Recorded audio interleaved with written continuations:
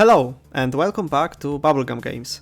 My name is Filip, and if you don't know me, I am making a 2D top-down game inspired by The Legend of Zelda called Rutsy's Tale, where you control brave beetle named, well, Rutsy. In the last devlog I said the next task that is upon me is creating working hitboxes, reworking UI elements, and enemies AI.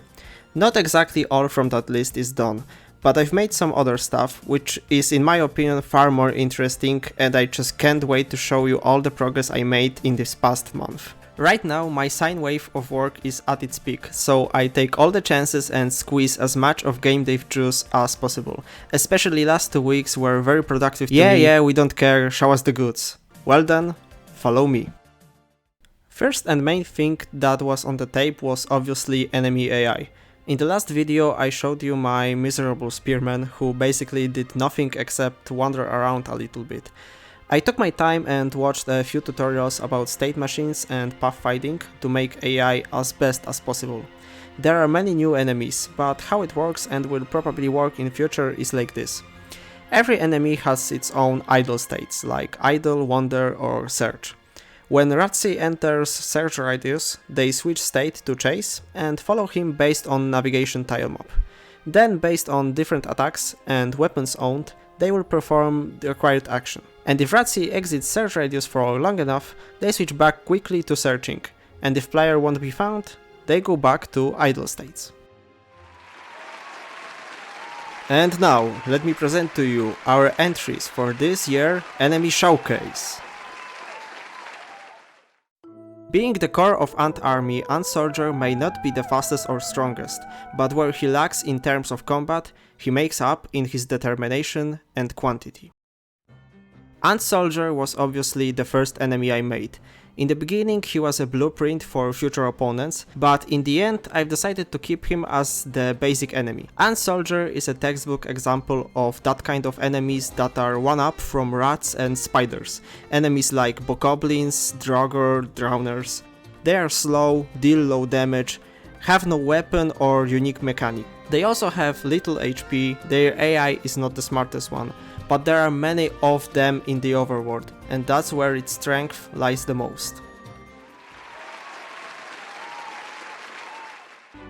Equipped with two-handed battle axe and wearing light but strong armor, Ant Barbarian is an ultimate glass cannon unit. His best power is also his weak point, as his strength is so huge that he sticks the axe in the ground when he decides to make a swing.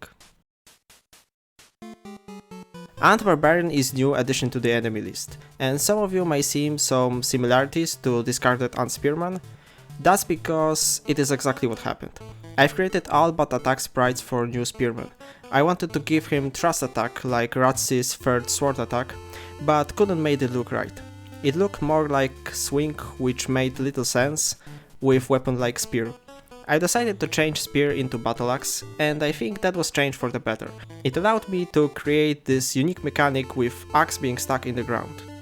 Barbarian deals huge damage and is very fast, so the best tactics against him is to lure the swing and take advantage of his immobility. Don't let his scout appearance fool you. Ant Archer is as dangerous as sneaky. Armed with deadly bow, he always tries to keep distance to take advantage of his ranged weapon. Oh, Ant Archer, you are simply pain in the ass. I don't even know where to begin, and if I told you everything that went wrong, this devlog would have been an hour long. Here's the wrap up. I want Ant Archer to always keep distance from Rutsy. I create radius in which Ant goes into the opposite direction to player. I add long and narrow hitbox that serve as line of arrow shoot. Here's how it looks finished. There's a lot of weird behavior, but remember that all of these videos present unnatural conditions, so in normal game flow this would not look as bad as it looks now. Am I 100% satisfied with Archer? No, but this 85% are more than enough. The most elite warrior of the Ant Army.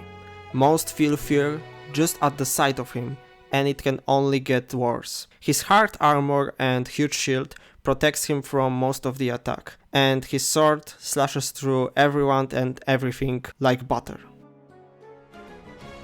Elite, peak, perfect, on the same level of danger as sub-bosses. If I would need to compare, I would say they are the Lionels of Rutsy's world. They deal huge damage and take very little. I've created a new group called Armored Enemy. They will take half of all incoming damage except bombs and one special item which will be acquired later in the game. Knight has huge line of sight and dashes while attacking.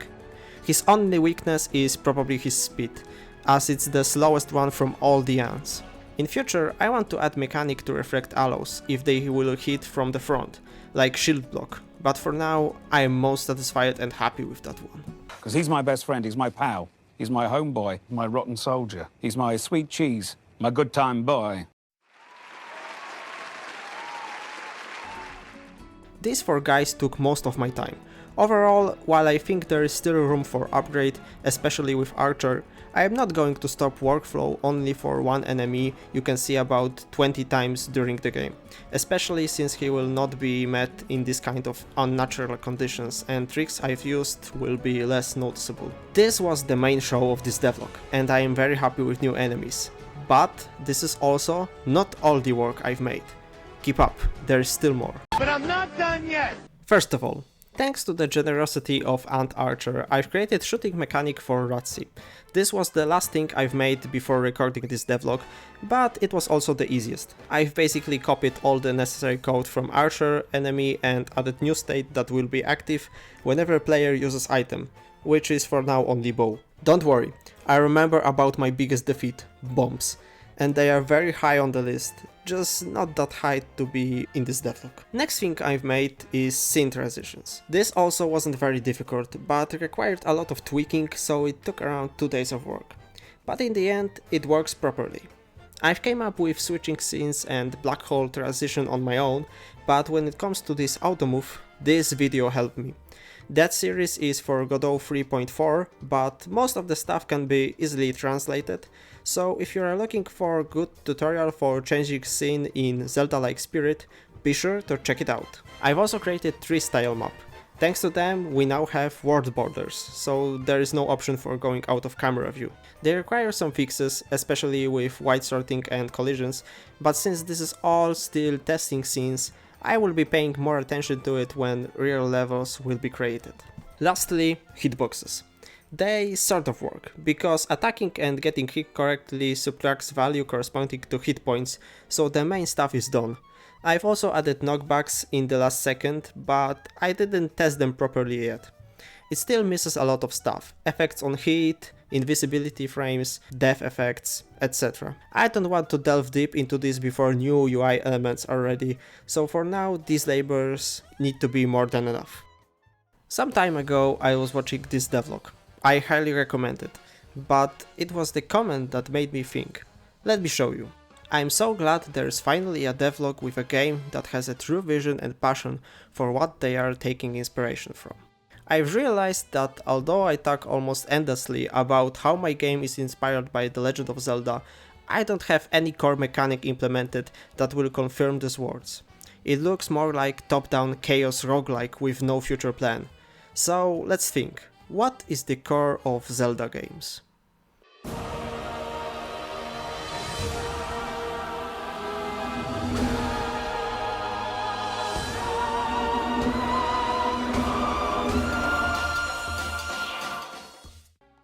That's right.